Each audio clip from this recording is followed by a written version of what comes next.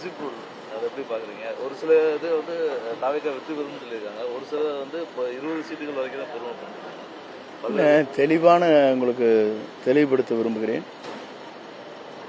தந்தியினுடைய online அவங்க வந்து எடுத்திருக்காங்க ஒரு சர்வே 2,50,808 பேர்கிட்ட எடுத்தாங்க. ஆன்லைன் போலிங் எடுத்து ஒவ்வொருத்தரும் ஒரு பட்டணத்தை அமுத்த முடியும். அவங்க கொடுத்துருக்கிற ரிசல்ட் பார்த்தீங்கன்னா 120க்கு மேலே வருவான்னு அவங்க சொல்லியிருக்காங்க. அவங்களே 120க்கு மேலே தான் வருவாங்க. இவங்களை கேட்டால் கீழே சொல்லியிருக்காங்க. இதுவரையிலும் ஒவ்வொரு இளைஞர் தேர்தலையும் பார்த்தீங்கன்னா உங்களுக்கு தெரியும். எங்கே இளைஞர்கள் அப்படி தான் சொன்னாங்க, கருத்து கணிப்பு. அதே போல் நேபாள் சொன்னாங்க, அதே போல் பங்களாதேஷ் சொன்னாங்க, பஞ்சாபில் சொன்னாங்க. இந்த கருத்து கணிப்பு அனைத்துமே மாற்றங்கள் ஏற்பட்டிருக்கிறது. கருத்து கணிப்பு அது சம்மந்தம் இல்லை.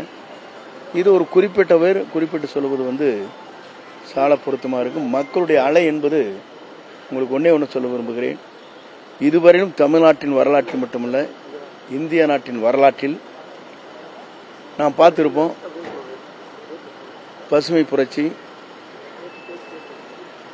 வெண்மை புரட்சி, இனப்புரட்சி, சோசியலிச புரட்சின்னு சொல்லியிருக்காங்க.